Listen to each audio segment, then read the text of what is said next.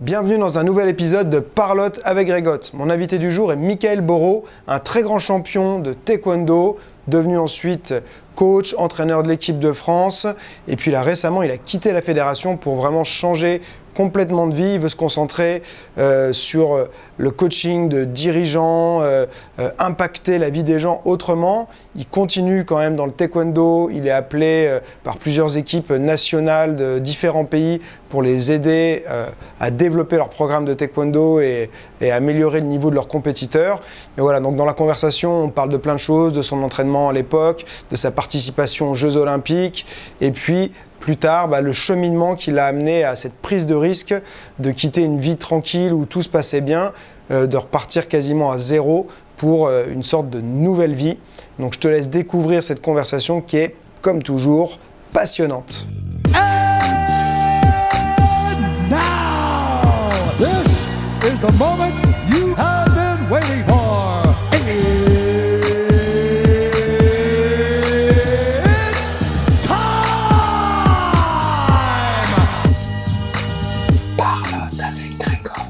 Eh ben écoute Michael, on est parti. Bienvenue sur le podcast, ça me fait plaisir de te recevoir. Alors souvent j'essaye de présenter un petit peu mes invités, mais je me suis dit aujourd'hui que ça pourrait être sympa que ce soit toi qui te présente, qui t'es, qu'est-ce que tu fais, voilà pour ceux qui ne te connaîtraient pas. Alors, Michael Boro, en ce moment, je ne fais plus rien puisque j'ai démissionné de la Fédération française de taekwondo depuis 2 mois, où j'étais entraîneur national depuis 6 ans à l'INSEP, à l'Institut national du sport. Ok. Et aujourd'hui, je vais essayer de me consacrer pleinement à mes diverses activités. D'accord. Alors, celui d'entraîneur, coach sportif, qui enseigne le taekwondo, mais au niveau national, mais au niveau international. Ok. Préparateur mental, puisque je me suis formé depuis quelques temps à la préparation mentale. Ça me paraissait indispensable dans la performance en général d'avoir cette compétence. Je travaille aussi pour une entreprise qui propose des logiciels de gestion pour des salles de sport, des salles de fitness et tout ça. C'est quoi comme logiciel ? C'est un logiciel qui s'appelle Moves. C'est un logiciel qui permettra, on va dire, de remettre l'humain, comme je te parlais tout à l'heure, au centre des salles. Donc ça propose du coaching sportif, du coaching individualisé, du small group. Donc ça gère un petit peu l'organisation de la salle en général. Voilà. Super. Donc tu fais plein de choses. Ouais, pas mal de choses, et en ce moment encore, je me forme au coaching professionnel. Ouais. Le but, c'est de coacher les dirigeants d'entreprise, transférer le modèle sportif dans le milieu de l'entreprise. C'est très à la mode, mais moi, ce que je voudrais ajouter par rapport à une méthode, c'est une approche holistique, c'est-à-dire vraiment corps, esprit, physique, nutrition, vraiment quelque chose, pour moi, c'est indispensable d'amener quelqu'un à son évolution sans l'apporter ses compléments. D'accord, donc tu passes quand même par le sport dans ce coaching-là de dirigeant ou c'est... Je passe d'abord par les outils de communication et de développement personnel qui sont propres au coaching professionnel. Et ensuite, pour équilibrer, j'apporterai une approche dépassement via le sport, travailler sur la gestion des émotions par la préparation mentale et le côté nutrition qui me paraît pour équilibrer un petit peu tous les facteurs exogènes de la performance. Et quand je parle de performance, c'est aussi mental ou professionnel. Bon, on voit dans le milieu professionnel que souvent les plus grands entrepreneurs, chefs d'entreprise sont souvent sportifs, soit sportifs par plaisir ou alors avec un passé de sportif de haut niveau. Et c'est vrai que j'entendais quelqu'un une fois qui disait ce qui est intéressant, c'est que quand on est sportif, de haut niveau ou pas, mais souvent on est coachable. Parce qu'on a l'habitude d'avoir un coach, de l'écouter, et que du coup, même dans le milieu du business, des affaires, ça se transfère, parce que si on est capable d'écouter ce qu'on nous dit, on va pouvoir souvent plus avancer que si on est entêté à vouloir écouter personne. Du coup, c'est pour ça que j'ai remarqué que le sport est souvent au centre, tu vois, de gens qui ont réussi dans la vie, quoi. Oui, bien sûr. Pour parler d'équilibre, oui, je pense que pour revenir un petit peu sur mon parcours, moi j'ai eu un très très long parcours en équipe de France, j'en ai fait pendant 16 ans à très haut niveau, où j'ai pu faire pas mal de médailles. J'ai fait 2 fois vice-champion du monde, champion d'Europe chez les lourds, vainqueur de la Coupe du Monde, champion du monde universitaire, et j'ai même fait les Jeux. T'as fait les Jeux, c'était en quelle année ? En 2008, à Pékin. Voilà. Ça s'était passé comment ? Très mal, très très mal, parce qu'au tirage au sort, je prends le champion du monde en titre. Et il était numéro 1, j'étais numéro 2, et premier tour, je perds d'1 point à 10 secondes de la fin, et c'était la fin, quoi. Pour moi, c'était un rêve qui commençait à s'écrouler, ça devenait un cauchemar. Et finalement, après coup, je me suis dit que c'était une belle expérience. Et de là, j'en ai tiré des enseignements. Et c'était qui le mec en face? C'était Modibo. Modibo, c'était un Malien, double champion du monde, qui faisait 2,08 m. Ah ouais. Moi, j'étais petit dans ma catégorie. D'accord. Mais voilà. Toi, t'étais en lourd J'étais en lourd, c'est ça. Et est-ce que Enfin, vraiment, est-ce que c'est un problème de niveau? C'est que ce mec-là, tu pouvais pas le battre quoi qu'il arrive? Ou tu crois qu'il y a un truc dans ta prépa que t'aurais... Enfin, tu vois, maintenant, rétrospectivement, puis avec toutes les leçons que t'en as tirées, les connaissances que t'as aujourd'hui, est-ce que si tu te coachais... Tu coachais le Michael de cette époque-là, t'arriverais à lui faire gagner les jeux ou pas, d'après toi? Oui, parce que l'élément qui a été déclencheur dans cette performance, si je peux appeler ça une performance, c'est que au départ, je n'étais pas sélectionné. Alors pour te raconter l'histoire, moi j'étais en concurrence durant toute cette période face à Pascal Gentil, qui était mon concurrent direct. Donc c'était un fauteuil pour deux.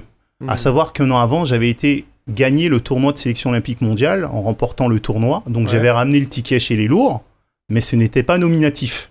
D'accord. Un an après, la fédération décide entre nous deux, alors que je venais de le battre en test match, Pascal Gentil, de choisir Pascal Gentil. Ouais.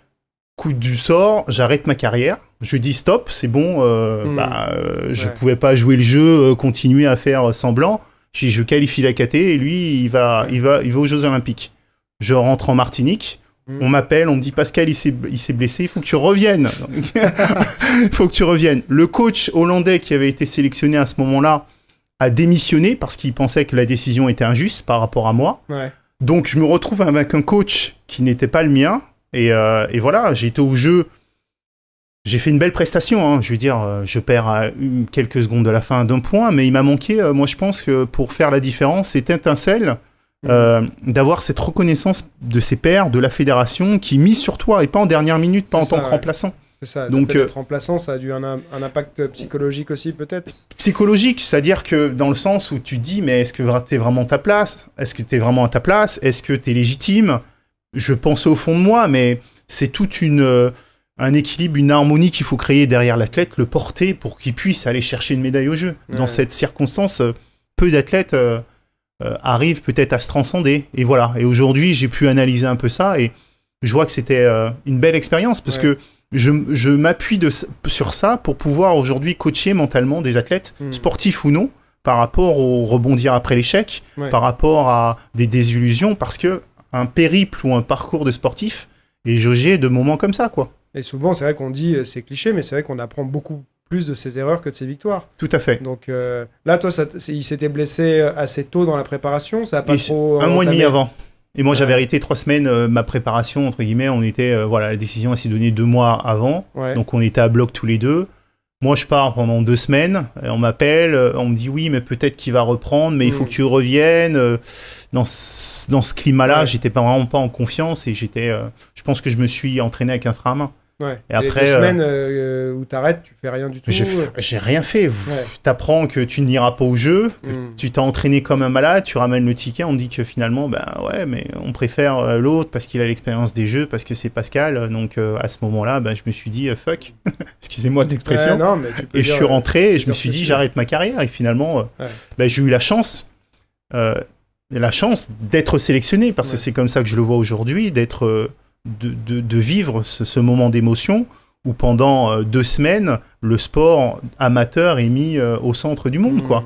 Et le taekwondo en particulier, qui est un sport avec peu de licenciés, où toutes les caméras sont en direction. Donc c'était un bon moment, en fait. Et par rapport, parce que donc, c'était pas ta première, on va dire, compétition au plus haut niveau, qu'est-ce qui est différent, justement, de participer aux Jeux? Parce que c'est mythique, mais on peut se dire qu'une Coupe du Monde, enfin...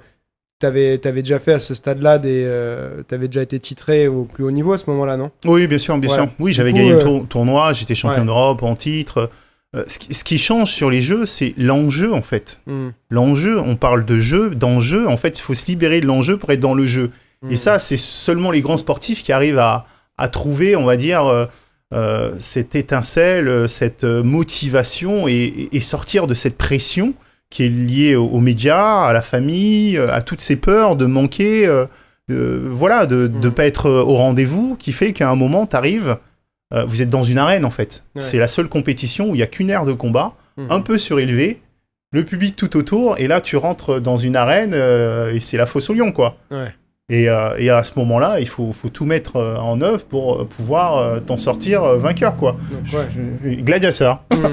Et il y a ça, il y a la différence, c'est que au championnat du monde, il n'y a pas autant de monde au niveau du public. Parce que pour toi, c'est plus près. Alors moi, c'est une question que je pose, hein, j'en sais rien, mais c'était plus prestigieux d'être champion olympique que d'être vice-champion du monde ou d'avoir été même, si tu avais été champion du monde, tu vois. C'était plus prestigieux les Jeux. Oui, forcément, parce que les Jeux, pour toutes les disciplines amateurs, c'est tous les 4 ans. Un championnat du monde, ça peut être tous les ans chez le judo, tous les 2 ans chez le taekwondo.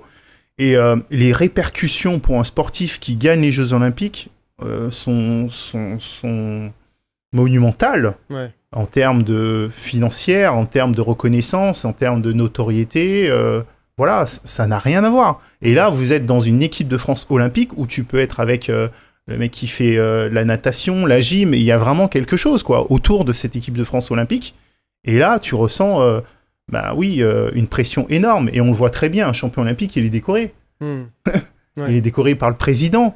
Il est, il y a une prime ministérielle, il y a tellement de choses, en fait. Les sponsors à court, t'es plus le même homme, en fait. Ça change un homme, en fait. Alors être que même à un championnat du monde, t'es en équipe de France, donc tu représentes quand même la France, mais ça a pas... ça s'arrête à ta fédération et à ta discipline, alors que là, il y a un rayonnement vraiment... international et national, exactement. D'accord, Ok, bah ça c'est... tu vois, moi je trouve ça hyper intéressant d'avoir un peu le vécu de quelqu'un qui a pu vivre ça, parce que vous n'êtes pas nombreux au final. Et toi, au niveau de la préparation, que ce soit du coup physique, je pense pas que ça change grand-chose, mais mental, en tant que coach, est-ce que quelqu'un qui va faire les Jeux, tu vas du coup appréhender ça différemment connaissance cet effet que, tu vois, de la pression que ça peut avoir sur le pratiquant, le compétiteur. Est-ce que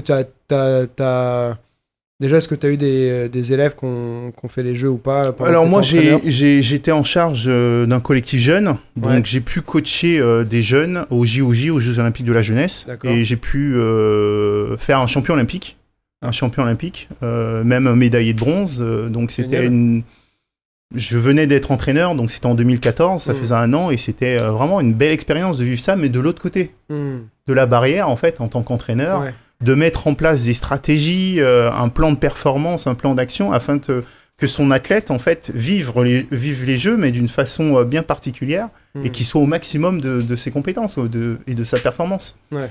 Donc ça a été validé, en fait. Validé, donc c'est, vivre par procuration, c'est quand même quelque chose de fort, quoi. Bah, c'est très gratifiant aussi, parce que tu sais que même si il y a une forte partie de la personne qui arrive à accomplir, mais t'es quand même derrière, et c'est toi qui l'as amené à ça, quoi. Donc il y a quand même une gratitude, un sentiment tu vois, hyper gratifiant, je pense, de valider ton approche, tes méthodes et tout ça. Ça doit être hyper agréable. Mais c'est ce que j'adore, en fait, dans l'accompagnement et dans le coaching en général, c'est un peu mettre des stratégies, un plan d'action, utiliser les moyens, les ressources qui sont autour, et ensuite adapter, réguler. C'est un petit peu un jeu d'échecs qui me plaît, en fait. C'est pour ça qu'aujourd'hui, même si je ne suis plus entraîneur national, je continue un petit peu ce côté un peu stratège, facilitateur de performance, que j'appelle ça, au sein de sportifs, mais au sein du monde de l'entreprise. Et ça, c'est gratifiant, comme tu l'as dit, quoi. Et comment du coup, concrètement, tu fais une préparation? J'aime bien souvent parler de préparation physique. Toi, à l'époque, comment tu te préparais? Alors, j'aime bien justement parler avec des gens qui, comme toi, ont le passé de compétiteur puis de coach, qui permet parfois de voir les choses après sous un autre angle, peut-être les erreurs qu'on a commises, tout ça. Donc, est-ce que tu peux nous parler un peu à l'époque, comment tu t'entraînais, et peut-être les erreurs que tu penses que, si tu y a des erreurs que tu faisais, tu vois, quelles erreurs pour éviter que les gens les fassent, tu vois. Alors, la chance que j'avais, c'est que d'abord, j'étais à l'INSEP. L'INSEP qui est quand même le temple du sport de haut niveau, le temple du sport français pour les sports olympiques. Donc, on avait quand même les infrastructures, les moyens humains et les moyens financiers qui nous permettaient vraiment d'être le mieux accompagnés possible. Donc, on avait un préparateur physique.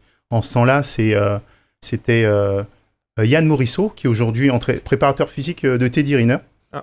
Qui nous entraînait à ce moment-là. C'est un mec qui vient de l'haltérophilie, et il avait une approche bien particulière, et il y avait vraiment tout ce qui était déjà endurance spécifique à notre discipline. Donc tout ce qui était endurance cardio et endurance de force par rapport à un combat de taekwondo, c'est 3 rounds de 2 minutes. Donc pour être champion du monde, minute de repos, c'est ça, une minute de repos, champion du monde, il faut enseigner 7 combats dans la journée, donc avec ces intermittences en termes d'effort. Donc il y avait tout ce travail d'endurance, tout ce travail spécifique aussi, travail de vitesse, nous on est un sport très explosif, un travail de mobilité, de motricité et de coordination. Et ça se faisait sous forme de circuit training multidirectionnel, on pouvait accélérer et on essayait de se rapprocher le plus possible de la discipline. La particularité du taekwondo, c'est bouger, occuper l'espace, changement de direction, aller chercher du multitemps, le retour de frappe, le positionnement, la protection du plastron, et tout ça, on essayait petit à petit de dissocier d'abord les éléments prépondérants à la performance et ensuite les rapprocher petit à petit du combat avec des mises en situation.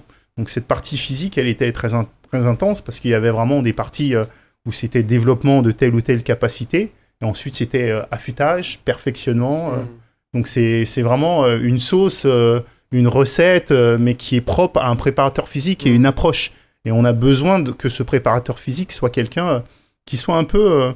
gourou, c'est un mot péjoratif, mais quelqu'un en qui on a confiance. Parce qu'il va orienter tous les facteurs physiologiques, psychologiques qui sont liés à la préparation physique aussi. Et on a besoin d'être OK pour être pleinement investi dans le projet. Parce qu'on ne peut pas faire semblant, en fait.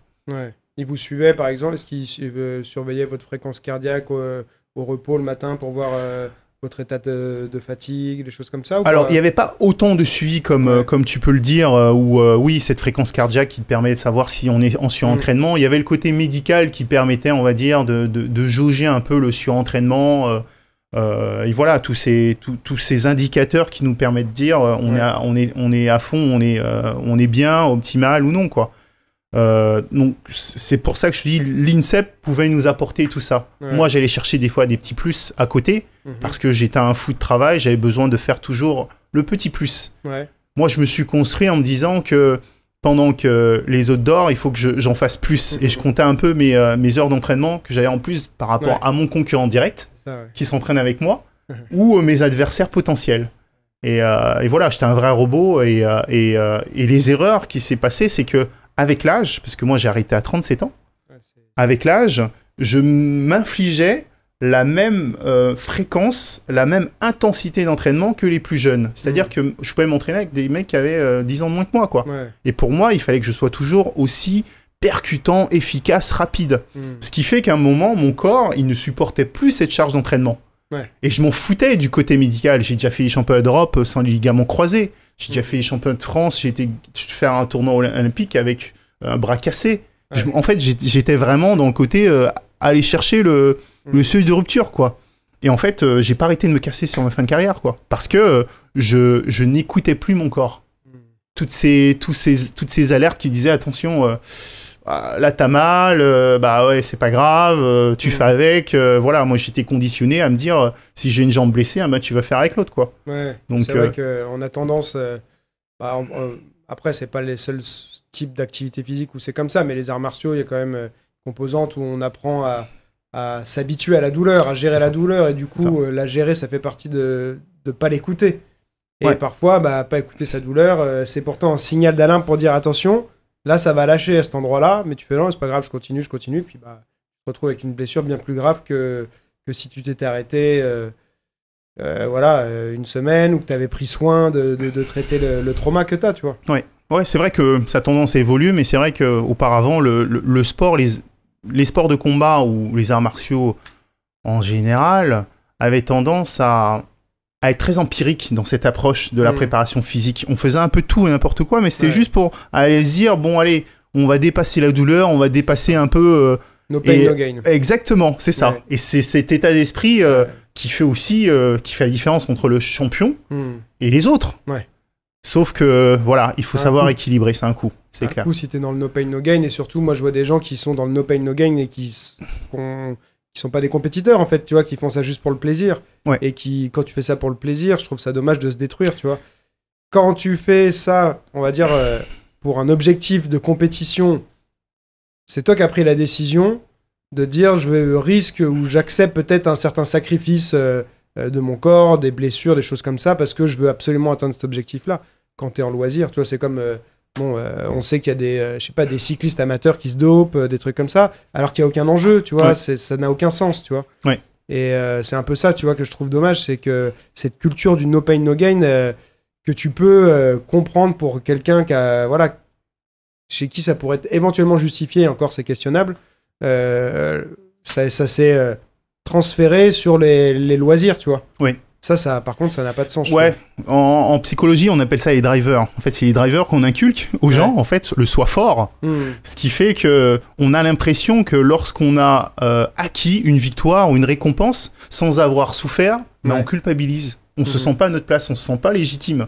Parce qu'on n'est pas passé par ce degré de souffrance nécessaire par rapport à no pain, no gain. C'est devenu cette citation à la mode. On est obligé de passer. Alors que certains ont plus de facilité que d'autres, ont ce phénomène compensatoire physique, morphologique, où ils n'ont pas besoin de souffrir. C'est un plaisir. Pourquoi souffrir pour arriver Voilà, quoi. Tu vois, donc il faut trouver le bon équilibre, en fait. Surtout qu'il y en a plein qui pensent que plus, c'est toujours mieux, alors que non. C'est ça. Parce que le plus gros problème, c'est quand même aussi la récupération. Tu vois. C'est-à-dire que tu t'entraînes pour créer, comme tu disais, une adaptation, et pour que l'adaptation, elle se fasse, il faut qu'il y ait de la récupération, sinon elle se fait pas. Sinon, tu es en inflammation permanente. Tout à fait. Et tu détruis ton corps progressivement, tu vois. Et ça, c'est pareil. C'est les gens... c'est ce que... Enfin, toi, du coup, tu me disais que tu faisais un peu en disant...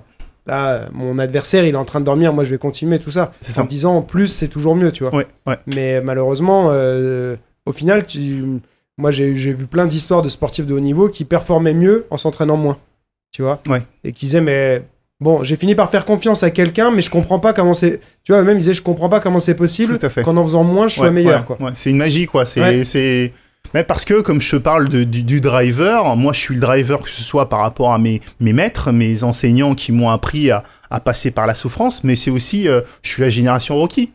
Donc, tu vois, quand t'as des ancrages de films, où on se dit up and down, t'es obligé de tomber pour rebondir et ensuite être plus fort, et c'est le principe aussi du sport où tu vas chercher la difficulté pour l'apprivoiser, pour en faire une aptitude. Donc, voilà, tout ça fait que ça ne veut pas dire qu'il faut pas passer par là. Ça veut dire qu'il faut peut-être, d'où moi le côté où je vais chercher la préparation mentale, faire confiance à ses sensations, à son instinct, à ses ressentis, à tous les capteurs qui nous disent, à tous les signes, qui nous disent attention là tu peux faire autrement, compenser ou des choses comme ça. Et c'est là où je pense que tout le travail de visualisation, méditation, gestion des émotions et centrage par rapport à soi-même peut nous apporter ce petit plus.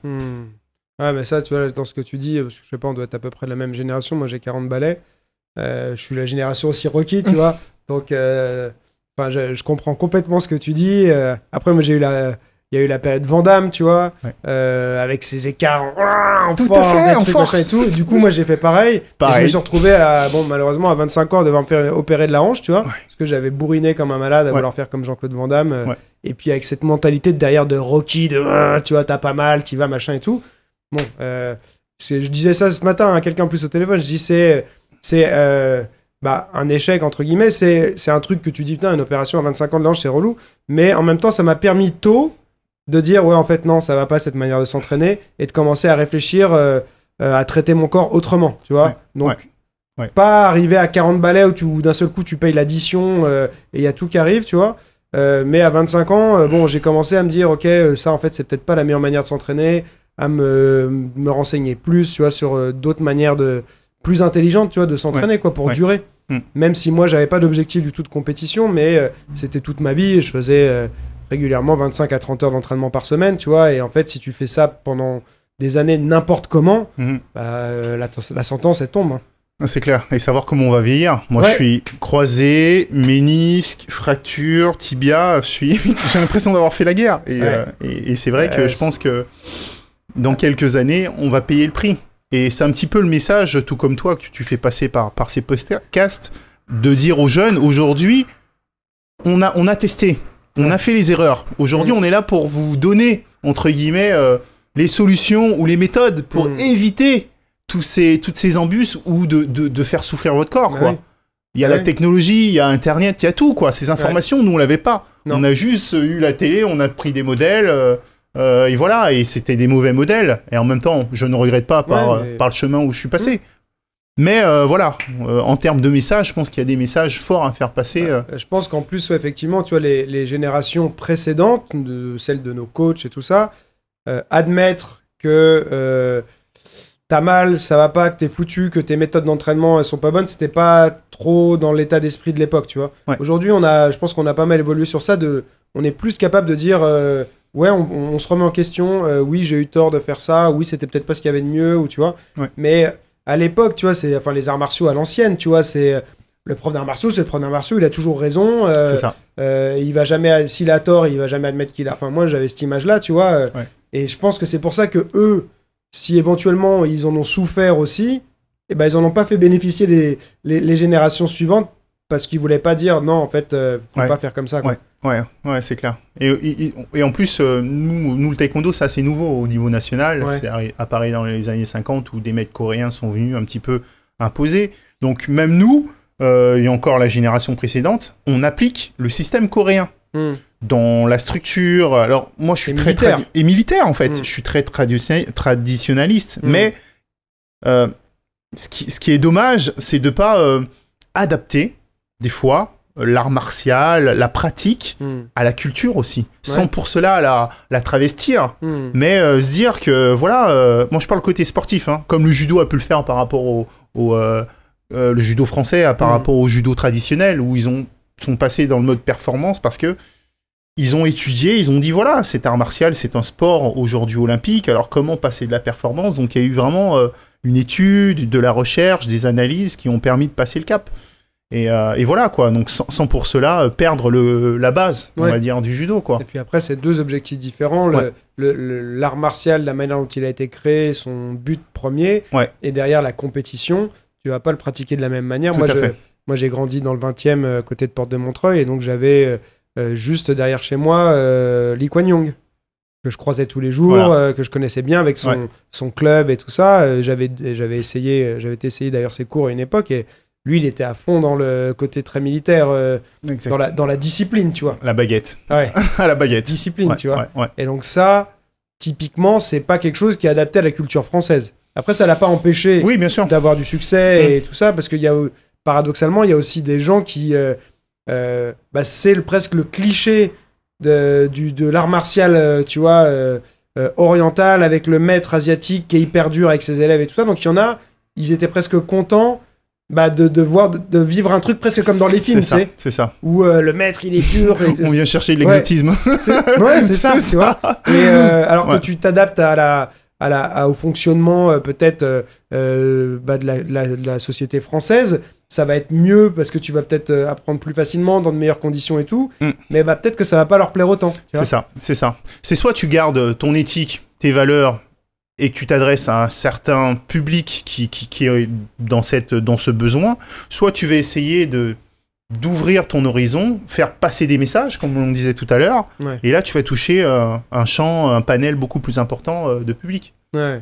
Mais je sais pas si c'est Lee Kuan Yew. Qui est-ce qui a ramené le taekwondo? Lee Kuan Yew, c'est lui, hein. Ouais, c'est lui, à la base. Bon, tu vois, je savais pas que j'avais l'importateur du taekwondo en France, juste à côté de moi, et que j'ai croisé un nombre incalculable de fois, hein, mais c'est un personnage, lui. Hein. Une vraie, il continue une encore, vraie hein. identité. Oui, il continue, il a une personnalité. Aussi, je crois, il a ce côté apkido traditionnel, il a dirigé pendant un moment la commission de taekwondo française avant que ça devienne FFTDA et que ce soit associé à la FFKMA aussi.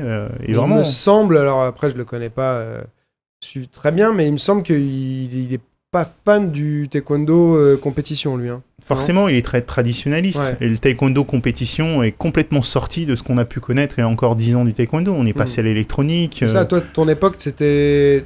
Moi, c'était... T'as connu l'électronique ? J'ai connu l'électronique. J'ai fait cette transition entre jusqu'à 2008, c'était les plastrons, on portait les coups réellement, c'est le KO, même si aujourd'hui on peut aller jusqu'au KO, mais aujourd'hui, taekwondo est passé d'un sport de percussion à un sport de touche. Ouais. Avec les capteurs électroniques, où tu dois aller chercher les coups à la tête parce que ça rapporte plus de points. Multiplier les touches, des fois on reconnaît plus le taekwondo. Parce qu'il y a de l'électronique dans le casque aussi ? L'électronique dans le casque, dans le plastron et dans des capteurs au niveau des pieds, des pitènes. Okay, Voilà. Donc, Ouais. donc Et ça devient un peu de l'escrime des jambes, quoi. Bah, parfois, c'est l'image que les gens avaient. Il y a une fédération aussi, une autre fédération de ITF, taekwondo, ouais, international. qui est plus, Oui, voilà, c'est plus près du kickboxing, on Ouais. va dire. Ouais, que je les ai vus des fois sur Boxe, ring, ouais. affronter d'autres styles. C'est ça. ouais. Ouais, ça punch, ça coup de poing au visage. Ouais, c'est assez percutant quand Ouais. même. T'as Ouais. déjà tourné avec des gens de cette fédération ou pas, toi? Non, jamais. Non, Ouais. jamais. Peut-être au début, quand je faisais des compétitions, quand j'étais dans le Val d'Oise, Ouais. où il n'y avait pas forcément de fédération, ou les premiers championnats où il y avait des mecs du Kwenkido, du mec ITF et tout ça, ouais. Ouais. Mais Et t'as commencé à quel âge? je commençais à 14 ans. Ah, donc t'as pas commencé si jeune que ça. Non. Pour un parcours comme ça, on peut se dire que parfois que Ouais. tu vois, il faut commencer très tôt. Mais je pense, si j'ai un message à passer, c'est que ce qui m'a permis, on va dire, de durer, c'est parce que j'ai eu d'autres bases, en fait. En termes de... j'ai fait du basket, j'ai Ouais. fait du foot, j'ai fait du hand, et j'étais un peu assez complet, en fait. Ce qui m'a permis d'avoir des prédispositions musculaires Ouais. qui m'ont permis de transférer dans le monde des arts martiaux. C'est ça, ouais. Bah, parfois, c'est vrai que se spécialiser très tôt, ça peut te permettre de devenir très bon dans un style, mais tu vas peut-être pas développer autant tes schémas moteurs que si bah, tu fais plein d'activités différentes. Tu vois, comme il y a en ce moment, il y a le Lomachenko en boxe anglaise, qui est un phénomène que beaucoup de gens observent. Et lui, c'est un prodige de la boxe, mais son père, quand son père était coach de boxe, il l'a entraîné pendant plusieurs années. Il a dit, moi je veux que tu développes tes déplacements. Et il lui a fait faire de la danse russe traditionnelle ou un truc comme ça. Pendant plusieurs années, il lui a fait arrêter la boxe. Pour dire, tu vas faire ça, et ça va t'aider pour tes déplacements. Et aujourd'hui, les gens, ils le considèrent comme un extraterrestre au niveau de sa mobilité, de ses déplacements et tout. Donc il est passé par...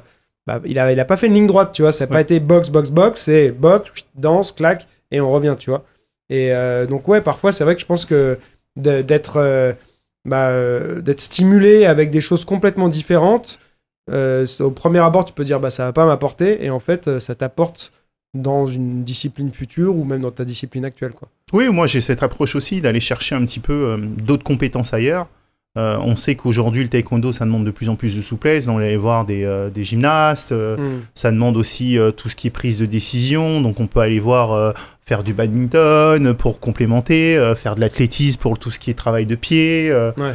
Et en fait, tout ça fait que cette résultante amène en fait peut-être à s'affiner dans la performance, parce que le sport il change, les règlements de taekwondo ils changent en permanence. Si tu te spécialises trop tôt, comme tu parlais de schéma moteur, c'est difficile de casser ce schéma moteur pour en refaire un autre. Par contre, si tu as l'habitude de t'adapter, être dans cette agilité permanente, tu pourras forcément même passer d'un sport, un sport de combat à un autre très facilement, quoi, en essayant de...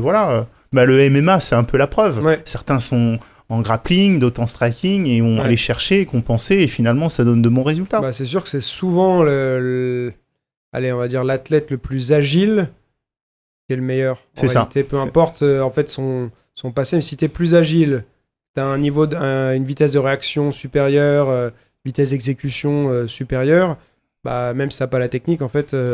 C'est ça. Tu vois, et donc c'est vrai que c'est des choses sur lesquelles la technique, c'est hyper important, c'est pas ce que je suis en train de dire, mais de développer des schémas moteurs et une agilité et tout ça, c'est ce qu'il y a de plus important, je pense, en fait. Oui. Et la technique, elle sert, en fait, pour moi, elle sert à développer ça. C'est-à-dire que, oui, t'as un mouvement qui devient optimisé et tout, mais c'est surtout, moi, je considère souvent pas mal de techniques comme un outil pour développer ton agilité et toutes tes qualités athlétiques, tu vois. C'est ça. Et on le voit très bien, parce que souvent, les grandes stars en MMA, UFC et tout ça, il y a quelques années, c'était les grappleurs, maintenant ça devient les strikers, et ça change en permanence. Donc, si le combattant n'a pas cette capacité à s'adapter, il meurt. Et moi, ce que j'aime bien, tu vois, avec le MMA, c'est que typiquement, ça a permis de recadrer aussi certaines personnes, parce que il y en a qui pensaient, par exemple, que le karaté Shotokan, ça valait rien en MMA. On a eu Lyoto Machida qui arrivait, qui mettait des KO, machin et tout. C'est ça. Les gens, ils pensaient aussi, même si ça te plaira pas, mais que le taekwondo en MMA, ça marchera jamais. Et puis, il y a Ben Anderson qui a un gros passé de taekwondo. Il y a Pétis, je sais plus, il y en a peut-être. Il y a un jeune là, je sais plus comment il s'appelle, je sais pas si c'est pas Oliveira ou un truc comme ça, qui fait des trucs de malade, qui passe des 360 et tout à l'UFC. Et donc, alors ils font pas du pur taekwondo, Oui. mais ils arrivent à utiliser des techniques de taekwondo et surtout, tu vois ce qu'ils ont réussi à développer comme capacité athlétique, la vitesse des appuis, d'exécution, le timing, machin et tout. Ouais. En changeant un peu leur manière, il y en a, ils ont pris des coups de pied un peu plus box taille et tout, mais ils gardent les qualités du taekwondo et c'est ultra efficace, tu vois. Oui, ça peut être efficace, avec une prise de risque forcément plus grande, parce que quand tu donnes le dos ou tu vas aller chercher une 360, c'est très compliqué. Par contre, quand ça touche, ça me fait penser un peu au combat de Michael Page. Venom. Moi j'adore ce côté. Pas dans les valeurs parce qu'il est un peu trop show-off, exactement. Mais par contre il fait des choses waouh quoi. Et moi ça c'est ce que j'aime en fait dans le MMA, ce côté aussi. Il y a des personnalités. Et comme tu dis, peu importe la discipline, c'est l'humain, c'est celui qui pratique, qui en fait son art en fait. Donc ça c'est important pour moi. Donc toi, tu suis quand même un peu le MMA, tout ça. J'aime bien. J'aime bien. Tu t'intéresses à d'autres arts martiaux, d'autres sports de combat. J'ai essayé un petit peu à un moment quand j'ai arrêté ma carrière en 2013 en fait. Je me suis dit, il faut que j'aille faire quelque chose de différent déjà. Je peux plus continuer à faire du taekwondo pour le plaisir parce que j'étais tellement formaté pour la perf, donc faire du taekwondo pour le plaisir, c'est pas possible. Donc je me suis mis au jiu-jitsu brésilien. Ok. Mais j'ai pas pu continuer parce que bon la vie, le boulot et tout, mais j'ai adoré quoi. Et complètement à l'opposé de ce que tu fais. Complètement à l'opposé parce que j'ai encore cette image du combattant, du guerrier parfait. En fait, moi je suis encore, je vis de rêve en fait. Moi c'est comme ça que j'avance. J'ai encore des modèles, j'ai encore envie d'apprendre. Je pense pas être arrivé au maximum de mes capacités. Je me dis, j'aimerais bien travailler. Le corps à corps, le grappling, et je me suis dit, allez. Alors, là, pour le coup, les capacités athlétiques que tu as développées, elles t'aident pas tant que ça, parce que c'est très différent. Exactement. C'est pas les mêmes fibres musculaires, c'est les appuis, t'es au sol, donc tes appuis, c'est plus du tout les mêmes, donc tout ce que tu as développé, tu repars de zéro. Même l'état d'esprit, je vais te raconter une anecdote, ça va peut-être te faire rigoler. J'en ai fait, avec... au Cercle Tissier, c'était pas à Vincennes et tout, c'était pas trop loin de chez moi et tout, et donc je m'y suis mis, avec la motivation et tout, et je me suis fait mettre KO en fait. Tout simplement parce que je me faisais étrangler et moi je tape pas, c'est pas possible dans mon état d'esprit. Et je me suis retrouvé complètement étourdi et le mec il dit mais faut taper.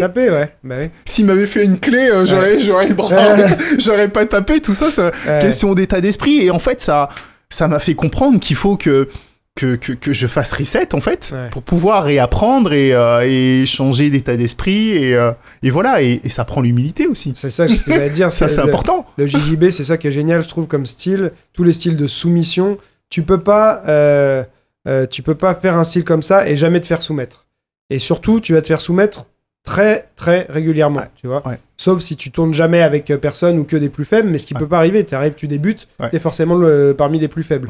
Et ça t'apprend je pense, à gérer la défaite d'une manière complètement différente et à retirer un peu, peut-être, ce côté... orgueil, mal placé. Que tu as en plombant percussion. Oui. La percussion, le chaos, c'est un hasard. Mais comme tu dis, la soumission dans le grappling, tu vois, c'est normal. Et tu vois, ce côté-là, moi, c'est pour ça que j'ai été chercher cette discipline, quoi. Mais c'est à part, hein. Je pense que c'est vrai que heureusement qu'on va pas se faire mettre KO aussi souvent qu'on se fait soumettre en JJB, sinon on serait plus capable de parler, on n'aurait plus de neurones, quoi. Si quelqu'un, un débutant, il devait en pied-point se faire mettre KO à chaque fois qu'il fait une erreur... déjà il continuerait pas et puis il pourrait pas pratiquer très longtemps parce qu'on connaît les effets quand même néfastes des KO sur le cerveau quoi, tu vois, donc cerveau tilt. C'est clair. Non c'est vrai j'adore cette approche. En plus le JJB, l'approche c'est aussi le côté comme je te disais tout à l'heure, le côté jeu d'échecs stratégie. Tu vas amener là pour ouvrir la garde à ce niveau-là. Mais en fait, t'as 2-3 coups à l'avance et en fait, l'intelligence que ça amène, c'est ce qui me fait. Voilà, pour moi, c'est la quintessence, quoi. Mais c'est vrai que c'est très proche d'une partie d'échec avec ton corps, quoi. C'est génial. Hein, et puis, ce que j'aime beaucoup aussi, moi, j'en ai déjà parlé plusieurs fois. même si c'est un style que j'ai pu pratiquer il y a longtemps, maintenant je fais plus de la lutte, j'ai dû faire des choix. Donc, et moi, c'était un peu traumatisant pour moi, le JJB. Mais ce que j'aime beaucoup, c'est que c'est un art vivant. C'est-à-dire que régulièrement, tu as des nouvelles techniques qui apparaissent et tu as parfois des choses qui fonctionnaient très bien et puis il y a un mec qui sort avec un contre, une technique. Souvent, des fois, il va même donner son nom à la technique. Et ce que tu faisais avant, ça devient un truc à plus faire, sinon tu te fais soumettre à chaque fois. C'est ça. Et c'est ça qui fait que les gens vont pouvoir pratiquer de longue date, pendant de longue durée, tu vois, sur ce style-là. C'est parce que c'est jamais fini. Évolutif. Ouais. Comme une mise à jour de smartphone, en fait. Constamment. Ouais. Exactement, ouais. Et du coup, moi, c'est un style que j'adore et que je recommande toujours aux gens. Je trouve ça hyper intéressant. Quoi. Même physiquement, j'ai été donner des cours un peu à Los Angeles et tout, et c'est un mec qui fait taekwondo, mais c'est JJB, et il m'a fait pratiquer, et l'échauffement, je parlais d'endurance spécifique, rien à voir. En 10 minutes, j'étais déjà KO, quoi. Des fois, l'échauffement, il a duré 1 heure, plus que le cours lui-même. Oui, non, mais c'est fou, ça. Ouais, c'est clair, et puis c'est vrai que comme c'est des fibres complètement différentes, des filières énergétiques différentes, moi je sais que les premières fois... Bon, j'ai suivi les UFC depuis le début, tout ça, donc après, on s'y est mis par nous-mêmes, avec des VHS, des trucs comme ça et tout, et les premières fois où tu fais des sparring, où tu alternes des phases de sol, tu te relèves, et tu fais, oh là là là, qu'est-ce qui se passe? Pourquoi c'est si lourd? Ça réagit plus, tu vois. Il te faut un certain temps d'adaptation, tu vois, pour avoir cette capacité de passer d'utilisation de certaines fibres musculaires, de certaines filières énergétiques à une autre. C'est complètement différent, tu vois, c'est comme si tu t'alternais un peu un marathon avec un sprint, tu vois. C'est ça, ouais. Et constamment comme ça, tu vois. Et du coup, c'est pour ça qu'il y a beaucoup de gens qui trouvent que les athlètes de haut niveau en MMA, ça fait partie des athlètes les plus complets, parce que les demandes, le niveau de spécialisation, au final, est moins présent que dans d'autres styles. Il faut être bon dans un spectre hyper large, tu vois. Donc c'est super dur, tu vois. Oui. De toute façon, ça va aussi avec l'époque. Ce côté où on doit plus se spécialiser, mais on doit être adaptable ou maîtriser différents domaines, quoi. Pour rebondir sur autre chose, moi, ma fille, elle veut pas faire de gym, elle veut pas faire de théâtre, mais par contre, elle veut faire activité comédie musicale. Savoir chanter, savoir danser et savoir jouer au théâtre. C'est un petit peu ça le MMA aujourd'hui. Ça correspond à vraiment une sorte de mode, une sorte de besoin où les gens, ils n'ont pas besoin d'aller dans une discipline spécifique pour pouvoir se faire plaisir d'une certaine façon. Elle a quel âge? Elle a 10 ans. 10 ans. Tu as essayé de l'intéresser un peu au taekwondo ou pas? Non, pas du tout. Pas du tout, t'as pas essayé? Non. Elle sait ce que tu fais. Oui, c'est ce que je fais. Ça l'a jamais piqué la curiosité. Je dis ça parce que moi j'ai une fille là de 7 mois, donc j'essaie de me projeter. Moi j'aimerais bien l'intéresser, j'aimerais bien qu'elle pratique des arts martiaux, des sports de combat assez tôt, tu vois. Et je suis en train d'essayer de mettre au point un plan. Moi en fait, je me dis, par rapport à mon parcours, je me dis, déjà, je veux pas lui mettre la pression. Je veux pas lui mettre la pression et je me dis si elle fait un peu de danse, si elle fait d'autres activités, elle aura, comme on l'a expliqué tout à l'heure, développé certaines qualités motrices, physiques, qui permettra peut-être ensuite, plus à l'adolescence, de se spécialiser. Mais ça, c'est pas vrai pour tous les sports. Non. Par exemple, la gym, ou le tennis, par exemple, où c'est des sports avec une sorte de finesse, une approche, si tu commences pas très tôt, t'arriveras jamais au haut niveau, quoi. Les gymnastes, c'est vrai que... Donc, les arts martiaux, on a quand même cet avantage de pouvoir le pratiquer un peu plus vieux et peut-être être performant, quoi. Il y avait... comment il s'appelait Monchipour, en boxe anglaise, de mémoire. J'ai plus son nom complet, mais qui a commencé à 18 ans ou 19 ans la boxe anglaise. En général, on dit que c'est tard et qui a fait champion du monde, tu vois. Oui. Et donc, c'est vrai que tu peux, en étant besogneux, travailleur... et quand même un minimum doué, je pense aussi, commencer tard et puis avoir des super résultats, là où dans d'autres sports, la gymnastique, je pense pas que ça soit arrivé, quelqu'un qui a commencé à 15-16 ans et puis qui fait champion olympique. C'est clair. Mais des fois, 15-16 ans, c'est presque à la fin de leur carrière. Donc, ce que j'aime bien, c'est qu'il n'y a pas de vérité toute faite, en fait. ouais, t'as un rêve, tu peux le transformer en objectif, et voilà. Et tu parlais de mon chipot, ouais, c'est un bel exemple de mec, voilà. Peut-être qu'au départ, la boxe, c'était pas ça, et finalement, avec, comme tu dis, avec le travail, l'investissement, un bon coach aussi, l'environnement, bah, il est arrivé au sommet, quoi. Et ça, c'est beau, quoi. J'aime bien les légendes comme ça, moi. Ouais, bah, moi, j'adore aussi, parce que, en plus, c'est des exemples que tu peux citer, parce que moi, ça me fait rire. Je reçois souvent des messages de personnes qui me disent « Est-ce que je suis trop vieux pour ?» mais alors, des fois, ils me demandent ça, il y en a qui ont 25 ans, hein, tu vois, ou 20 ans presque. Parce qu'ils ont cette image que si t'as pas été à Shaolin à 4 ans, tu vois, ça sert à rien, c'est trop tard, c'est foutu, tu vois. Et les gens, ils se mettent des barrières psychologiques comme ça. Alors, est-ce que c'est aussi des mécanismes de protection pour se dire « Ah, j'aurais bien aimé, mais bon, de toute façon, c'est trop tard, tu vois. » Ouais. Et du coup, bah, tu tentes pas, tu vois. Et donc, si tu tentes pas, bah, tu te mets pas face à un échec potentiel. Ouais. Mais toi, ils ont des idées préconçues, oui, souvent, sur tel ou tel sport. Ouais, il faut casser un petit peu ces préjugés. Ouais, moi aussi, des fois, taekwondo, ça demande beaucoup de souplesse. Mais bon, après, il y a différentes pratiques, différentes façons. Mais quel est ton objectif, quoi? La souplesse aussi, moi. Alors, en taekwondo, tu dois l'avoir encore plus, mais moi, je l'ai, je sais pas, dans le kickboxing. Ah non, je vais faire de la boxe anglaise parce que je suis vraiment raide, tu vois. Et bah ouais, mais en fait, c'est pas une fatalité, ça se travaille. C'est ça. Mais je ne suis pas souple. C'est ça. C'est un état permanent. C'est ça. Alors, tu seras jamais peut-être le mec le plus souple de la Terre. C'est ça. Mais tu as une marge de progression qui va te permettre de pratiquer le style que tu veux. Je te dis pas que tu vas devenir contorsionniste ou tu vois, il y a des natures et puis des fois, c'est vrai que ça peut être un peu tard. Mais non. On peut toujours évoluer, progresser en fait. C'est comme si c'est un état, je suis pas souple. C'est ça. Voilà, tu vois. Donc c'est un frein, mais oui, mais en contrepartie. Derrière, en fait, tu te caches derrière ça, quoi, plutôt quoi. Ouais. Et soit t'es pas prêt à faire les choses pour que ça change, soit il y a quelque chose que t'as pas compris, il faut qu'on te l'explique, quoi. Mais justement, taekwondo sont réputés pour être souples. Moi, je te dis, j'ai eu une opération à 25 ans sur la souplesse, donc je me suis beaucoup intéressé à ça et je suis tout le temps en train de m'y intéresser. C'est quoi, toi, ton approche du travail de la souplesse? Parce que c'est une question qui revient souvent. Les gens, ils ont une grosse confusion. Est-ce que finalement, le statique, c'est bien? Oui, non, peut-être dans telle situation.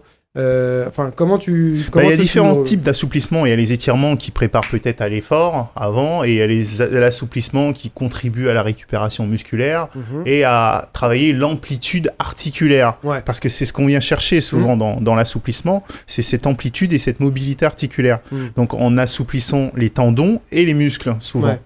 Ouais. Et moi, les tendons, ils ont une petite marge de... Oui, mais c'est ce qui va permettre de déverrouiller au niveau musculaire. C'est-à-dire, je comprends ce que tu veux dire, mais le muscle et les tendons, en fait, ils sont liés. Donc, en même temps, quand tu étires bien le muscle, ou cette élasticité, tu la retrouves, le tendon, il est un peu plus libéré. Ouais. Et moi, je suis plutôt dans le contracté-relâché, qui permet de déjà prendre conscience du muscle. Ouais. Et de pouvoir l'étirer volontairement en associant la respiration et tout ça. Donc, il y a différentes méthodes. PNF, exactement. Contracté, relâché. Ouais. Je me rappelle bien, c'est un nom, l'effet, le réflexe myotatique qui permet de juste après une contraction, le muscle ne va pas se recontracter tout de suite et ça te permet d'aller un peu plus loin. Ouais. Moi, c'est vrai que j'aime bien ce genre de travail aussi. Et je le fais des fois sur des contractions plus longues. C'est ça. Pour aussi dans une optique de renforcement musculaire dans l'amplitude, dans une amplitude de travail, tu vois. Il y en a qui font du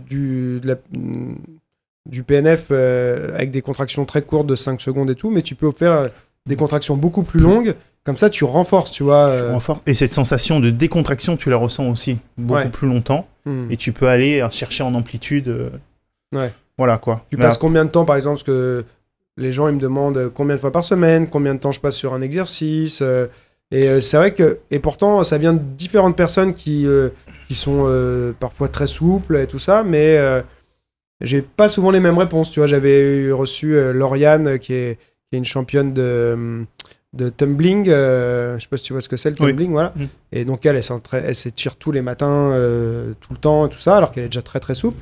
Elle a une approche à elle et ça va pas être la même qu'un autre qui est très souple aussi, tu vois. Mais ça dépend de l'objectif d'abord, ça dépend aussi où t'en es, donc ça doit passer par une évaluation de ton niveau de souplesse, l'amplitude articulaire que tu as. Donc, en fonction de ça, moi, j'ai tendance, je l'étais pas et je le suis toujours pas, mais déjà, il faut s'étirer tous les jours. Que ce soit pour récupérer, pour détendre, il faut s'étirer.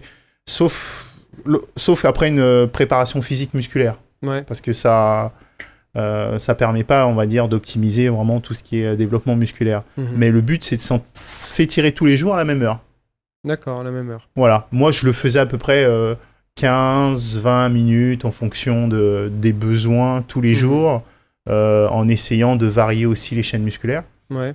Donc, quadri, dos, ischio, psoas, fessier, tout ça. Donc ouais, 15-20 minutes, je m'étire un petit peu, du moins, je m'assouplis un petit peu avant l'entraînement. Ouais. 10 minutes avec un échauffement hyper dynamique. Ouais. Et je vais même aller chercher en balistique, souvent. Et après, en relâchement musculaire, je vais essayer de passer aussi 10 minutes après un entraînement. Après, hors entraînement, le matin au réveil, je prends l'habitude de me réveiller un peu tôt pour m'étirer, respirer, m'étirer, me centrer sur moi-même, méditer aussi, et ça permet de vraiment relâcher tout le corps. Et ça peut durer au moins 30 minutes. D'accord. Tu Voilà. médites en t'étirant ou tu médites à part Je médite en m'étirant aussi, et je peux méditer aussi à part. Voilà. Ça me permet, quand je dis méditer, c'est plus me centrer sur moi, prendre conscience et pas laisser mes pensées, mon esprit divaguer dans tous les sens, quoi. Mais vraiment me recentrer sur mon environnement, ma respiration, et même mon plan d'action pour la journée, quoi. C'est un bon moyen pour commencer ta journée. C'est ça, exactement. Tu te centres dans ton corps, tu prends conscience de tous tes muscles en t'étirant, et en même temps tu prépares ton esprit, tu le libères et tu le prépares. Voilà, exactement. Ouais, c'est bien. Et des fois, en influant sur le corps, tu influes sur le mental. Ouais. Et inversement sur le mental. Ouais. Voilà, exactement. Donc, quand tu joues sur les deux, tu vas aller chercher cet équilibre. Les gens, ils pensent souvent ou dans un sens ou dans l'autre. Ouais. Tu vois, ils pensent qu'en étant bien dans leur corps, ils vont forcément aller bien dans la tête, et c'est pas toujours vrai. Ouais. Et vice-versa, en étant bien dans la tête, ils vont être bien dans leur corps. Ouais. Et ça marche peut-être mieux dans ce sens-là, mais je pense que non, il faut essayer de faire les deux. Tout un équilibre. Quand tu vois Yin et Yang, c'est un peu, pour moi, c'est un peu cette philosophie, quoi. Pour parler de diététique, il y en a qui vont supprimer le sucre ou les graisses, mais pour moi, tout a un équilibre. C'est jamais trop en faire. C'est juste un petit peu se faire plaisir, mais aussi, contrôler un petit peu ce qu'on mange. Et voilà, donc pour l'étirement, pour la respiration, pour le mental, pour la préparation physique, il faut essayer de trouver le bon compromis, en tout cas. Justement, la diététique, c'est un sujet aussi qui me passionne et qui intéresse souvent les gens. Donc toi, c'est quoi ton approche globale de la diététique? Comment tu la définirais? Pour moi, la diététique, c'est avant tout, c'est le carburant. Le carburant, ce que tu manges, ce que tu mets dans ton corps, c'est ce qui va donner ton énergie. J'ai la chance d'avoir une femme qui est médecin du sport et nutritionniste. Donc, pratique, ça, en plus. Auparavant, je t'avouerais que, pas que je faisais n'importe quoi, mais je mangeais pas de façon équilibrée. Je suis antillais, moi j'aime les féculents, les pâtes, le riz et tout ça. Donc, le truc qu'on se disait, un sportif, avant une compétition, doit manger des pâtes. Ouais, les pâtes, quoi. Voilà. Truc, Sauf que c'est pas forcément vrai. Moi, je dirais qu'il faut privilégier le riz, qui est un aliment non transformé, qui est mieux assimilé par le corps, l'organisme, que les pâtes. Parce que souvent, des fois, on le sait pas, mais on peut être plus sensible, intolérant au gluten et tout ça. Donc, voilà, quoi. Donc, et après, il y a l'apport calorifique. Je me disais, pour faire un régime, même si j'étais chez lourd, j'essayais d'avoir un poids de forme. Donc, je me disais, allez, si je mange un Snickers, il fallait que je fournisse le même effet pour perdre le poids. Alors que c'est pas vrai. C'est pas parce que tu vas faire 1h30 de footing que tu auras dépensé ce Snickers.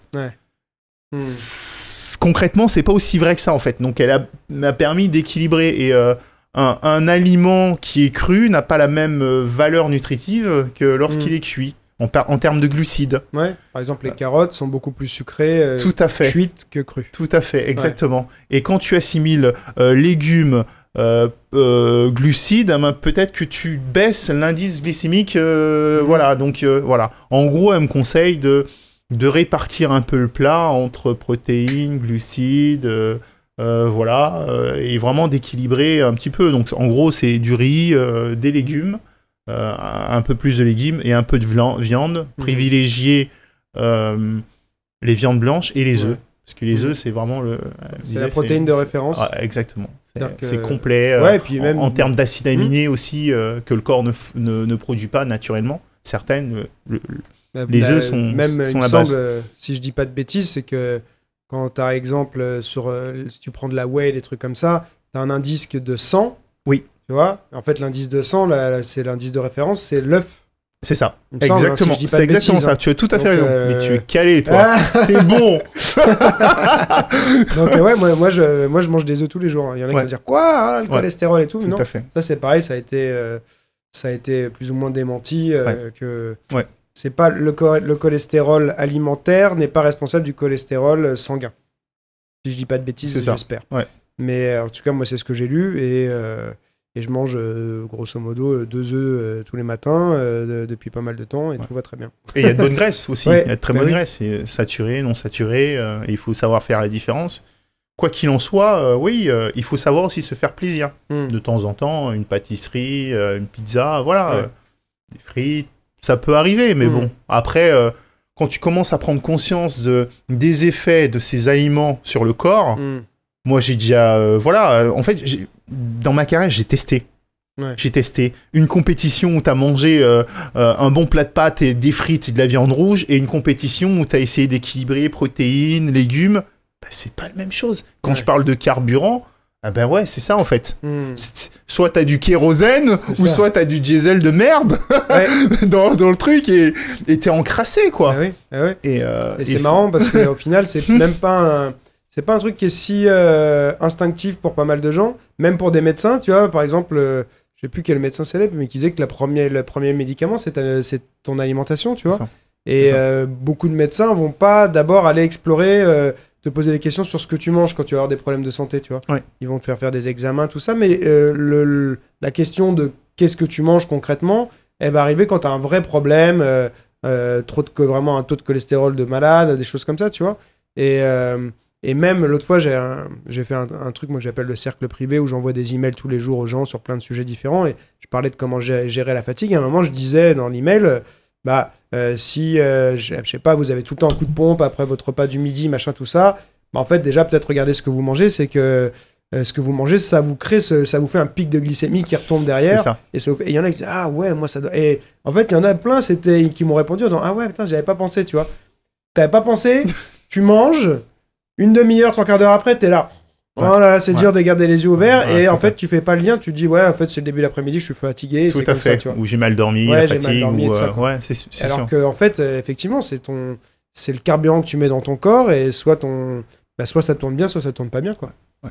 Et Mais- toi, mais- ouais. Mais il faut se poser la question en fait. Ouais, c'est ouais. ça le truc. C'est qu'il faut d'abord avoir ce côté critique de se dire mais qu'est-ce que je mange, qu'est-ce qui va contribuer à avoir une meilleure santé, quoi.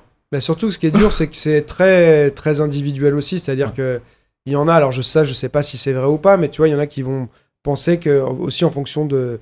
Bah, tu disais, toi, t'es réunionnais, t'aimes les féculents et tout. Parfois, Martiniquais. Pardon, excuse-moi. Pas de souci. Martiniquais, excuse-moi. Martiniquais. Que t'aimes les féculents, et il y en a qui pensent que justement, des fois, ton héritage culturel, ce que tes ancêtres ont mangé depuis longtemps et tout, c'est quelque chose que tu vas bien tolérer, et qui peut-être pour quelqu'un d'autre chez qui c'est mal toléré, lui ça va pas aller, mais toi tu peux manger ça et ça va aller très bien pour toi, tu vois. Je sais pas si c'est vrai ou pas. Moi je dirais que c'est une pensée Ouais. mais j'appris aujourd'hui qu'est-ce que l'épiphénomène. L'épiphénomène, c'est L'épigénétique. exactement, Ouais. et l'épigénétique qui fait que ton corps va s'adapter à ton environnement en fait, tout simplement. Ouais. Donc c'est pour ça que l'environnement pollué, les problèmes d'alimentation et tout ça vont créer des troubles qui seront liés à tout ça, quoi. Donc t'as un capital, mais ton capital tu l'uses très rapidement, quoi. Ouais. Pour ceux qui savent pas, l'épigénétique, je vais essayer de pas dire de bêtises, mais grosso modo, on a donc tous les mêmes gènes, les mêmes types de gènes, et qui vont pouvoir s'activer ou pas s'activer. C'est ça. Et l'environnement va aussi influer sur l'expression de ces gènes, en fait. C'est ça, L'expression exactement. l'expression de nos gènes. Et il y a des gènes qui vont s'allumer ou s'éteindre C'est en ça. fonction de ce à quoi on est on est, comment dire, je n'arrive pas à trouver Soumis, le mot, voilà, ouais. soumis dans son C'est environnement, ça. mais l'environnement, ça comprend l'alimentation, mais ce qu'il y a dans l'eau, ce qu'il y a dans l'air, Ouais. même il y en a qui pensent les ondes qu'on a autour de nous, tu vois. Mm. C'est ça qu'on te dit souvent de ne pas avoir trop de trucs électroniques dans ta chambre. Bon voilà, j'ai même entendu, ça je me suis pas trop intéressé, qu'il y a des gens qui font une pétition contre la 5G parce que c'est pas prouvé, mais c'est suspecté fortement que la 5G, les ondes sont assez néfastes pour le corps humain, mais qu'on va pas avoir le choix. Tout ce qui est ondes électromagnétiques, forcément, ça Ouais. modifie.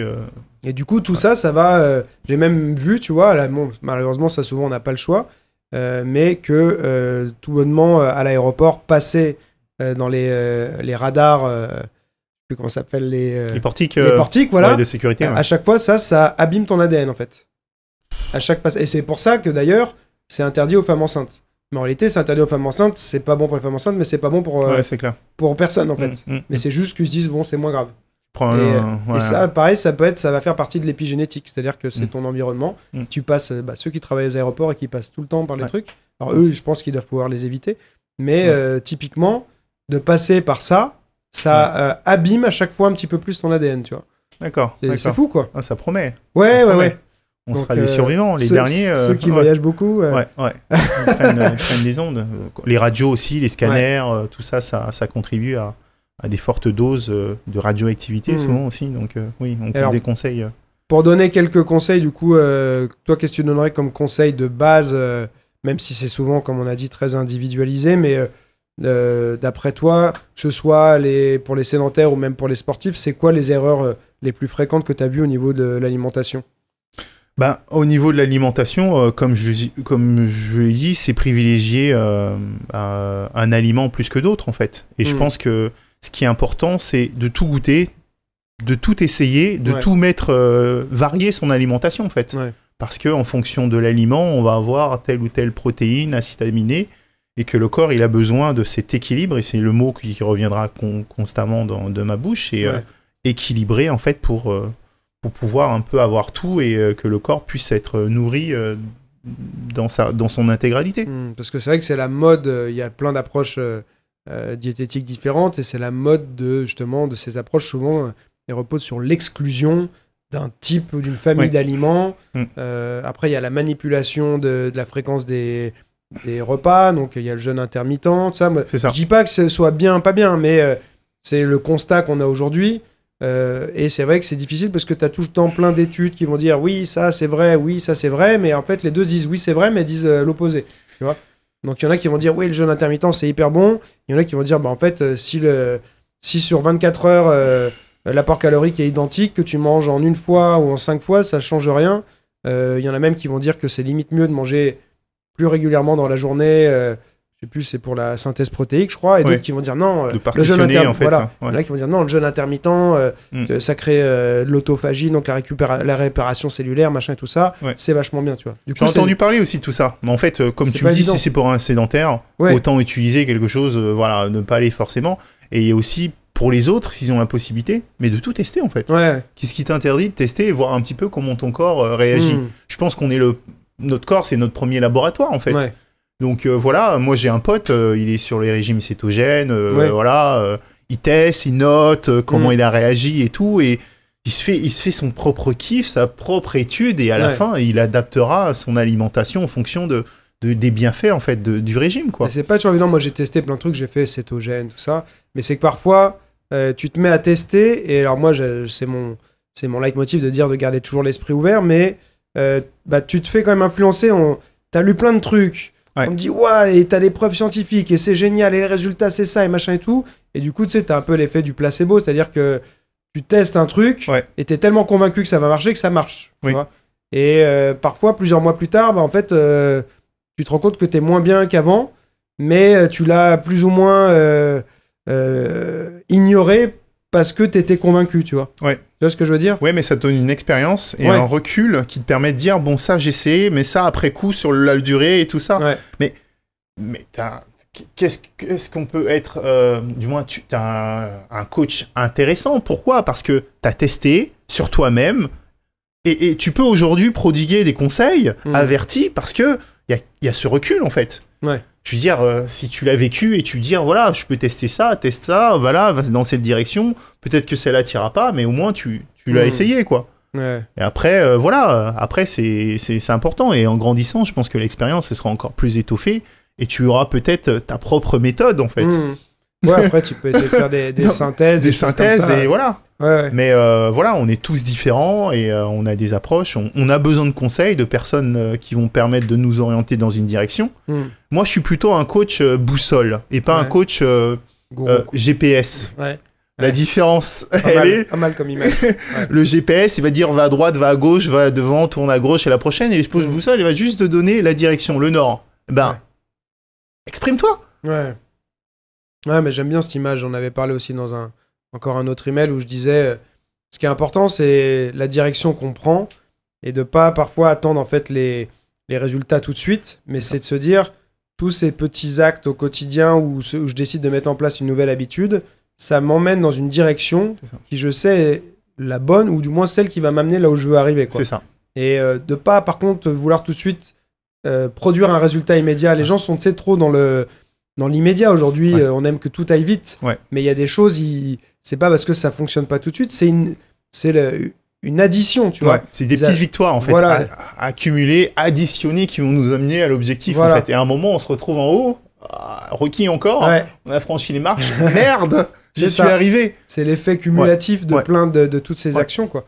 Et c'est vrai que cette image-là d'avoir la bonne direction, et parfois de se poser la question, allez, j'hésite à faire ça, est-ce que ça va dans la direction dans laquelle où je veux aller ou pas, est-ce que ça me rapproche de mon objectif, ou alors au contraire c'est diamétralement opposé, et en fait bah non.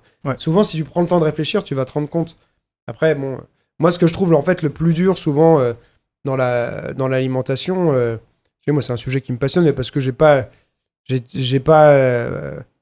nature, tu vois, être sec. Donc souvent on veut être ce qu'on n'est pas, tu vois, comme je sais pas, les filles qui se lissent les cheveux, qui ont les cheveux bouclés, puis les filles qui ont les cheveux lisses, elles veulent les cheveux bouclés, tu vois. Mais la nature reprend son droit. Voilà, exemple à la con, tu vois, mais pour te dire ça, donc moi je suis pas spécialement souple de nature et pas sec, et je voulais être souple et sec, tu vois. Ouais. Et du coup, j'ai perdu le fil de ma pensée. Pourquoi je disais ça ? Attends, qu'est-ce que j'étais en train de te dire ? Et voilà. C'est le bug. C'est pas grave. J'ai perdu le fil. Bon, c'est pas grave, ça va me revenir. Mais attends, on était en train de dire quoi juste à l'instant ? Toi, tu m'as répondu quoi ? On parlait de prendre la bonne direction. C'est ça. Bon, tu disais que on veut toujours être celui ce qu'on n'est pas en fait. C'était plutôt. Oui, voilà. Donc c'était un peu de se dire que moi, ça m'a vraiment obsédé, et au final, ce que je trouve le plus dur, c'est pas de savoir quoi manger, mais c'est de réussir à manger ce qu'il faut. C'est-à-dire que et c'est pour ça que le fait d'être coach mental, c'est hyper important. C'est qu'en fait, pour moi, le plus important dans la nutrition, finalement, c'est la psychologie. Ouais. C'est-à-dire que la plupart des gens, bon, il y en a qui manquent cruellement de connaissances parfois au niveau de l'alimentation, mais ils vont savoir plus ou moins en réalité ce qu'il faut qu'ils mangent. Oui.